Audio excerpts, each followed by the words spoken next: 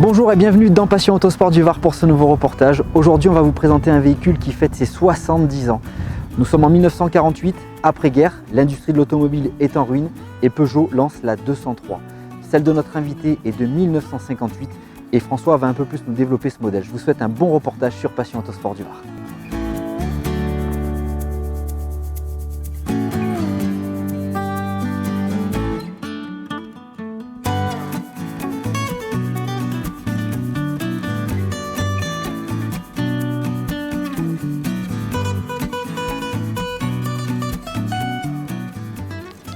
Vous avez deviné pourquoi on appelle ça les portes suicides? Bon, il fallait surtout pas sauter de la voiture en roulant, hein, sinon... Bon, retour, on est en 1948, et là, on sort de la Deuxième Guerre mondiale. L'outil industriel français, les fabriques de voitures, elles ont arrêté de faire des autos. Les Verts de Gris les avaient transformés en fabriques de chars et d'obus, et en partant, ils ont tout fait exploser. Donc, il n'y a plus du tout d'outils industriels. En 1948, on a fini donc la Deuxième Guerre mondiale, et là, Peugeot fait un gros effort et sort la 203. Effectivement, le marché, pour l'instant, il y avait la 4 chevaux, on avait la traction qui avait recommencé à être fabriquée, et là, Peugeot arrive avec un modèle classique, mais attention avec, cette fois-ci, par rapport à la 402, des freins qui freinent et qui ne se limitent pas à décorer, et puis surtout, bon, une mécanique très au point, une caisse monocoque, donc là, on est 2 pieds dans la modernité. Cette voiture, elle va faire son petit bonhomme de chemin puisqu'elle sort en 48. On va avoir beaucoup d'évolution au fur et à mesure du modèle. En 54, elle récupère une boîte de vitesse entièrement synchronisée, ce qui n'était pas du luxe. Si un jour vous avez goûté à une boîte qui n'est pas synchro, il faut pratiquer le double débrayage. En termes de voiture, elle va évoluer. Le premier modèle qui va sortir après cette berline, c'est la découvrable. Alors la découvrable, le toit, hop, on l'enlève vers l'arrière et c'est vrai que ça devient une auto extrêmement agréable. Après la découvrable, il va sortir le cabriolet qui est une très belle auto. J'adore le cabriolet 203. Et ensuite, en 52, on va avoir le coupé qui sort et qui achève de compléter la gamme. Il y aura un break 203 qui n'est pas très courant, la familiale qui servira aussi pour tous les artisans. Bon, c'était une bonne auto.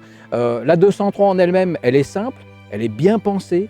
Elle va s'avérer super fiable et c'est une voiture qui va traverser les années puisqu'on va la fabriquer jusqu'en 1960. C'est vraiment le grand écart. Elle laissera sa place à la 403 qui prend la suite. Alors ce qui est amusant chez Peugeot, quand la 403 est sortie, elle a repris beaucoup de choses à la 203 avec un habillage beaucoup plus moderne et c'est ce type de procédé qu'on retrouvera à la fin de la 404 avec les premières 504 qui en fait étaient des 404 réactualisés et qui vont elle aussi petit à petit évoluer. Alors, il y a eu des versions un petit peu tonitruantes dans la 203. On a un concessionnaire parisien passionné qui s'appelle Darlmat qui va se pencher sur la voiture. D'ailleurs, il faudra se pencher dessus parce qu'il les abaisse de près de 15 cm. Il en fait une voiture aérodynamique et en travaillant sur la mécanique, il va commencer à faire une auto qui marche, qui roule beaucoup plus vite. Et honnêtement, il y a beaucoup de sportifs qui vont apprécier ces fameuses Darlmat.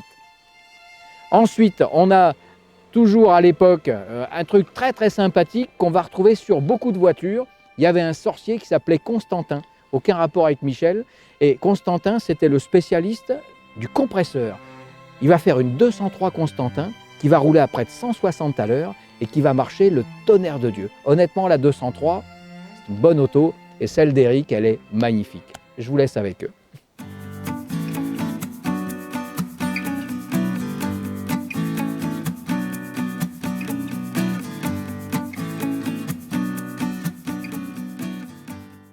Hey Mathieu, comment vas-tu? Ça va, nickel. Le beau temps, génial. Super. La 203, elle est là, impeccable.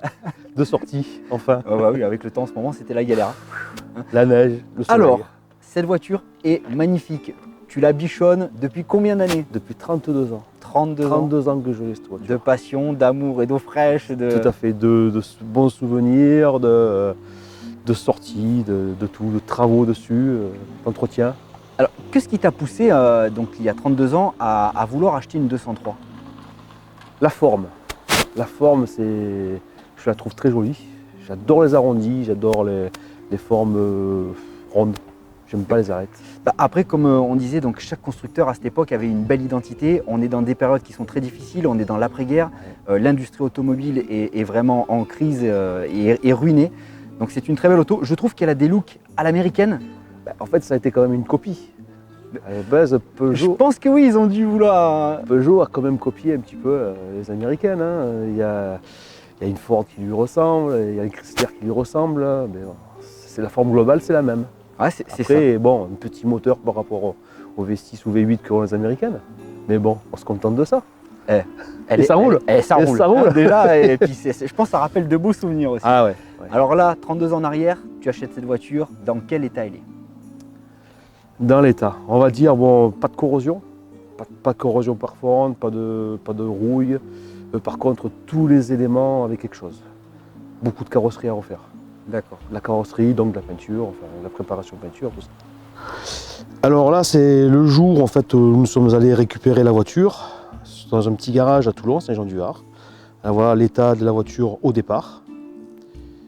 Et là, donc, elle est en remorquage dans un garage au Pradé, garage Saint-Maria, entre autres. Et là, voilà, la voiture, tout le bloc avant démonté, prêt à être plein. L'intérieur, le soubassement, tout décapé, avant mise en après et puis blackson. Là, c'était mon pauvre père qui avait travaillé dessus. Toute la mécanique, c'est lui, son art. Et là, en phase peinture. Phase peinture à 2 tons. Voilà. Les premiers tours de roue.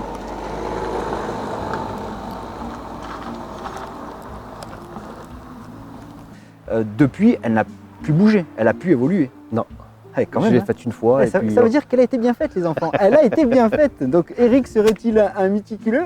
très méticuleux. J'adore. Enfin, il faut que je sois fini. Il faut que ce soit fini, sinon c'est pas bon. J'imagine. Il n'y avait pas de moteur aussi à l'époque. Donc il a fallu trouver un moteur. Alors que- voilà, c'est ça, on va en venir. Alors le est-ce moteur- que c'est galère à trouver les pièces là-dessus? Alors de nos jours, on va dire contrairement non, parce que par internet on retrouve beaucoup de pièces, alors qu'à l'époque, eh ben, les pièces, ma cache. c'était les connaissances, c'était les sorties à droite, à gauche, pour pouvoir trouver des pièces. Et j'ai eu de la chance, c'est qu'au Pradé, un gars vendait une mécanique complète 203. Donc eh ben, j'ai pu acheter la voiture par rapport à ce que cette personne vendait la mécanique. Ouais, donc c'est du bol. C'est du bol, complètement. Ça a été du bol. En plus, à 500 mètres de la maison, c'était inespéré. C'était génial. Bon, eh ben écoute, ce qu'on va faire maintenant qu'on a un peu, on sait d'où vient ce petit fil conducteur et cette passion. Ouais. Attends, une question, Oh, oui. quelle a été ta première voiture? Et celle-ci, Ah donc quoi, c'est vraiment celle-ci? Donc- c'est ma première voiture. Alors il y a 32 ans, t'avais quel âge? Ouh, là c'est des questions indiscrètes. Oh là là, ça va faire mal ça. Et j'ai 21 et demi quand je l'ai acheté. Eh ben ouais, vous voyez tous les À la petits, veille, les à la petits jeunes, veille de mes 22 ans. là. Oh super, donc une belle histoire et elle est encore là aujourd'hui. Et C'est c'est rare vrai. quand même, hein, franchement c'est rare. Fidèle. Et on arrive à retrouver des passionnés qui gardent leur voiture. On a eu, je ne sais pas si tu connais, peut-être Sauveur, c'est un passionné d'Alpine. Ce gars-là, c'est pareil, ça fait 37 ans, je crois, qu'il roule avec une berlinette, il s'en séparera jamais. Et c'est beau de voir des personnes comme ça aujourd'hui qui les ont conservées. On les Tu conserve. fais et- partie donc de notre beau patrimoine automobile Ah bah oui, français. carrément. Ouais, ouais. Puis en plus, bon, pour nous, c'est une voiture quand même qui est une voiture familiale. Donc les enfants les ont connu bébé avec le siège auto derrière. Donc on part en vacances avec. Voilà, donc c'est une voiture qui roule. Ah, qui roule, oui, c'est pas fait pour rester au garage. Hein.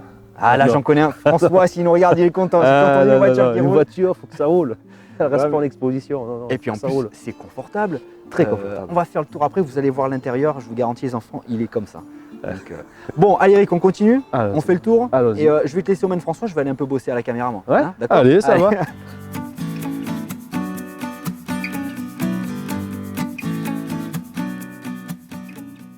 Alors là, on a levé le capot moteur et on pourrait déjeuner. C'est neuf.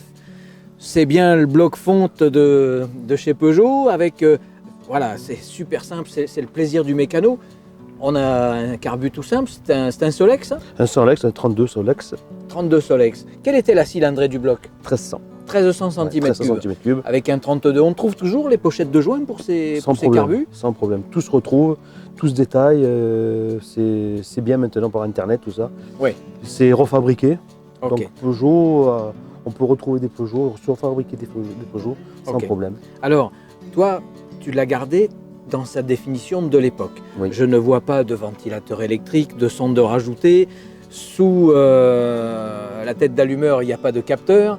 On est resté Les avec des spatules. vis, les spatules qui ventilent. On est vraiment dans de l'origine. Et là, moi j'adore, c'est le goût du détail, cette bouteille en verre avec le Lave-glace. lave-glace bleu. Eh oui. Ah, c'est extra. Regarde un peu, transpare. C'était génial. Alors, on a la plaque de châssis là-bas, avec le modèle, le type, la frappe du châssis. Vraiment, tout est parfait. Je vois ici qu'on a 2 bobines. Est-ce qu'un jour, tu as eu un doute sur... Oui, cet été, on a eu un petit souci d'allumage. Enfin, on présumait allumage.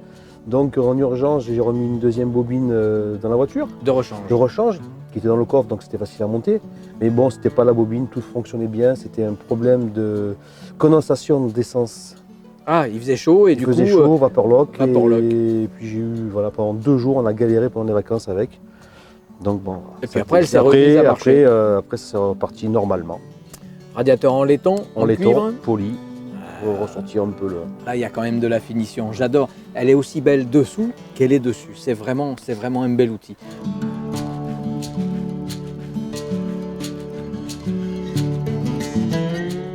Sur cette auto, on a une calandre étonnante. Elle a une histoire que tu m'as racontée et j'aimerais bien que tu nous en fasses un peu Alors, profiter. cette calandre, bon, déjà, elle n'était pas dans cet état-là.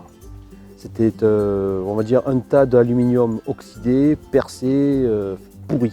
Ouais. Donc, pour obtenir cet état, il y a 90 heures de travail. Par contre, avant de la trouver, quelques secondes avant de mettre quelques la main secondes. dessus, Voilà. je crois qu'il y a quelque chose sur la banquette arrière. Va nous le Tout chercher. à fait. Voilà, parce que ça fait partie des belles histoires de la voiture. Il y a un coussin qui est rentré dans l'histoire. Regarde. Voilà, ce fameux coussin. On était donc au Castellet, une bourse d'échange. Et ma femme m'a fait cadeau ce coussin.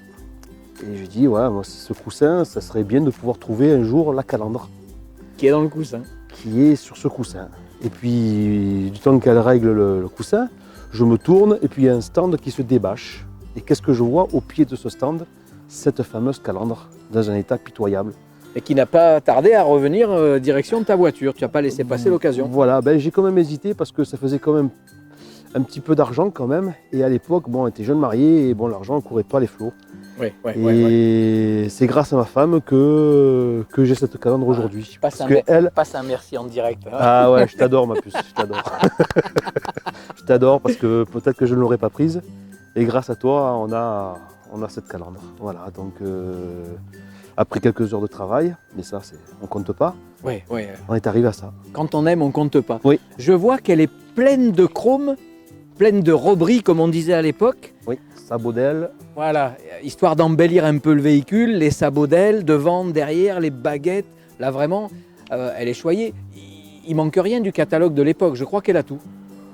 Pratiquement tout, on va dire qu'il pourrait manquer, comme on disait tout à l'heure, le compresseur, mais bon, ça c'est... Ah, ça y est, il veut nous la transformer en Constantin. Non. Garde-la bien sage. Elle Non, est mais bien. voilà, non, sinon après au niveau esthétique, à la maison j'ai un cache-culbuteur qui va faire rêver encore un petit peu. C'est qu'il faut trouver l'étanchéité, mais il est prêt à être monté. Alors, Un beau cache-culbuteur en alu. on a autre chose là que je trouve génial. On a ces fameuses roues à rayons qui sont des Et Robert Robert Gel. Gel. Alors, Robert Gel, c'était l'équivalent de Borani, les Italiens, mais ça, c'était français. Et ça a équipé beaucoup de voitures françaises. Et ces Robert Gel, elles sont en bel état. Tu les as trouvées comment? Alors ces jantes-là, c'était encore un hasard. C'est un gars avec qui je travaillais qui m'a dit, Eric, je connais quelqu'un qui vend un jeu de jantes à rayons.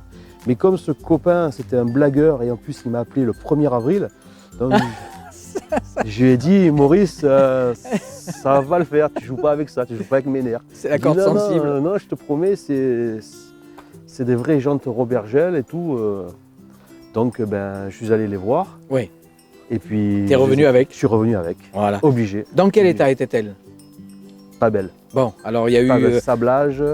Sablage, mise en peinture, enfin tout ce qu'il fallait pour les remettre en état. Et il y a 3 ans de ça, je les ai faites toutes rayonner, Oui, oui, oui. intégralement. Voilà, rayonner, retendre et il le faut au bruit. Rayon neuf. Voilà. Là, il y a des rayons neufs, il y a C'est des fabriqués. spécialistes qui font ça. Tout à fait. C'est Ils sont vraiment deux des en gens France. qui font un travail extraordinaire. Ce gars, le gars est de côté d'Avignon. Oui. Et un sur Paris, donc voilà, celui-là, il vient d'Avignon.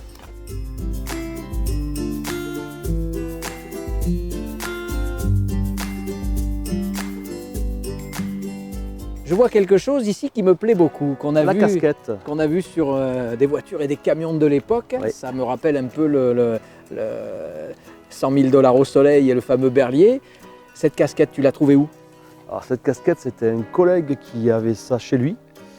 Et à force de le tanner, on va dire, il a cédé à ma demande. Et donc je lui ai prise. Voilà. J'ai Ok. adapté une petite baguette qui est sympa au milieu. Oui, j'ai C'était pas trouvé. prévu. Voilà, il y avait un robris en plus sur la voiture. Voilà. Tu as des Les jolis pattes, essuie-glaces aussi. Les hein. pattes de fixation, bon, ce sont des pattes fabriquées maison parce qu'il n'y avait pas de pattes à Ouais, ce moment-là. ouais. Moi, je suis en admiration devant ces essuie-glaces. Et c'est pas violent. Oui, Quand il j'imagine pleut, que ouais, ils essuient par procuration, quoi. Hein. Mais c'est superbe, la finesse de ce bras, c'est vraiment, vraiment adorable. C'est vraiment dans le moindre détail, cette auto, elle est choyée. Puis alors, on a toujours ce coussin là. Je le cache parce que je vais lui embarquer. Ensuite, on va passer sur l'arrière de la voiture. Les portes suicides, on en a parlé tout à l'heure. Là, on a un arrière, bon, très aérodynamique. Il y a une grande malle. On y met pas mal de choses dedans. on est parti en vacances donc avec les enfants, 2 enfants, plus ma femme et moi. Je peux vous garantir que le coffre est plein à son moindre centimètre. T'as pas les barres de toit, Et puis j'aurai jamais de barre de toit. on est tranquille. Je vois une chose, moi, que j'adore, c'est la forme. Parce qu'à l'époque, les voitures, la plupart avaient une forme particulière Oui. pour chaque auto, avec certaines le passage de la manivelle, d'autres le lumignon au milieu. Donc, la forme de la plaque d'immatriculation, elle allait vraiment avec un modèle de voiture. En fait, celle-ci, c'est le numéro et la plaque d'origine, d'époque. Donc cette plaque, elle est de 58. La plaque est de 1958. C'est tout bonnement incroyable. Encore une fois, le rebris sur le pot d'échappement, il n'y a pas un endroit qui n'est pas rhabillé. Elle est flambante. Vraiment, elle est très très belle ton auto. Qu'est-ce que c'est que ça? C'est des feux de gabarit? Ce sont des veilleuses, soit feux de stationnement, soit Oui. veilleuses. La nuit, eh ben, on les veilleuses, on les a. Un petit éclairage additionnel. Oui. Ah, t'as craqué pour un rétroviseur. À l'époque, c'était pas obligatoire. C'était pas obligatoire, mais c'est nécessaire. C'est tellement nécessaire au niveau de Ouais. la sécurité. Et ces petits déflecteurs, ah ça c'est pareil, ça s'est perdu sur les voitures modernes. On va dire que c'est la clim moderne. Parce Voilà. que l'été, c'est bien de les avoir. Tu les mets On les vers ouvre l'avant et hop, et comme ça. l'air s'engouffre dedans et ça fait un tourbillon à l'intérieur et ça rafraîchit l'habitacle. Alors, admirer, parce que il y a quand même quelque chose que je trouve génial. La baguette, la continuité de la poignée avec le même profil. Voilà. Ici, la poignée, la continuité, le même profil. Voilà, c'était l'époque où les gens dessinaient des voitures et pas des trucs qui servent à rien, qui servent qu'à se bouger. Voilà, cette poignée, elle est tellement belle, elle aurait la place dans une vitrine. J'adore cette auto.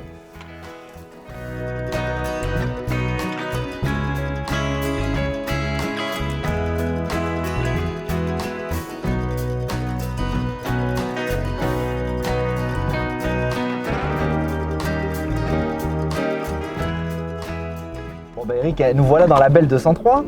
Ça, Elle est magnifique. Ben, merci. Alors, l'intérieur a été comme l'extérieur, un tout restauré avec goût.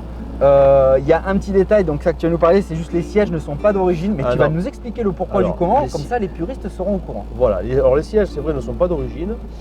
Ce sont des sièges, on va dire, de Ford Capri, qui s'adaptaient impeccablement donc, à l'avant et à l'arrière du véhicule.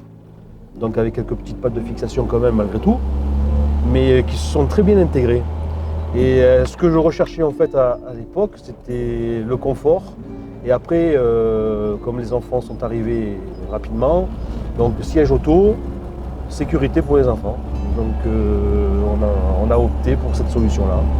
Voilà, parce que ce qu'il faut dire, c'est quoi? C'est comme tu disais tout à l'heure, c'est une voiture qui roule énormément, vous partez en vacances avec, oui. et elle a vraiment besoin d'un minimum de confort. confort. À savoir que peut-être sur une 203 à l'époque, c'était peut-être pas ça. C'était pas confortable autant que celle-ci, c'est vrai, il faut le reconnaître. C'était des sièges avec des gros ressorts et du crin. Donc ça grinçait beaucoup. Et c'était moins confortable. J'imagine.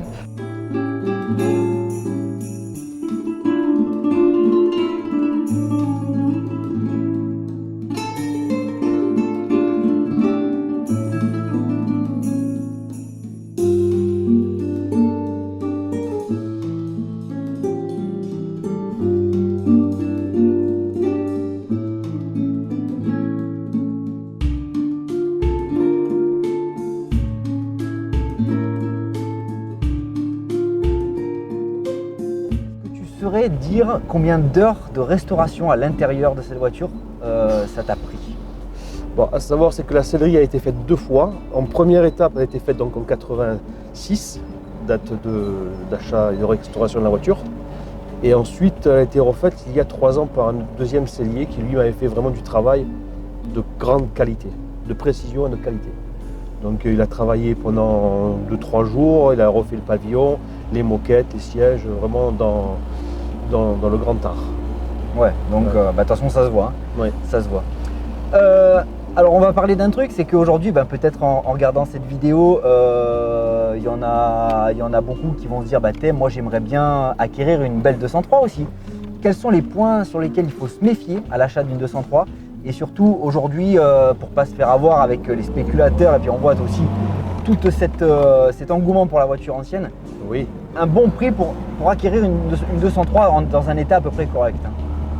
Il faut taper dans les 4 000 € à peu près, je pense. C'est une bonne fourchette. Après, il peut y avoir tout prix. Ça peut aller de pas cher du tout et dans un état moindre. Ou alors vraiment dans parfait état, ça peut monter à 15 000. Mais bon, après, c'est démesuré aussi. Ouais, à mon goût.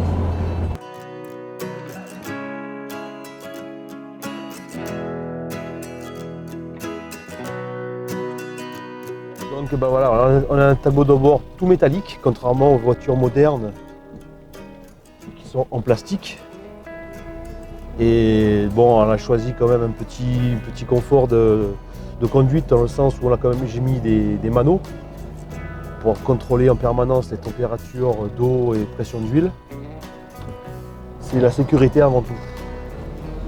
Donc après, le moteur, la voiture a 153 560 km et le moteur, il n'y en a qu'une vingtaine de mille. Donc c'est à peine en rodage, quoi. C'est neuf.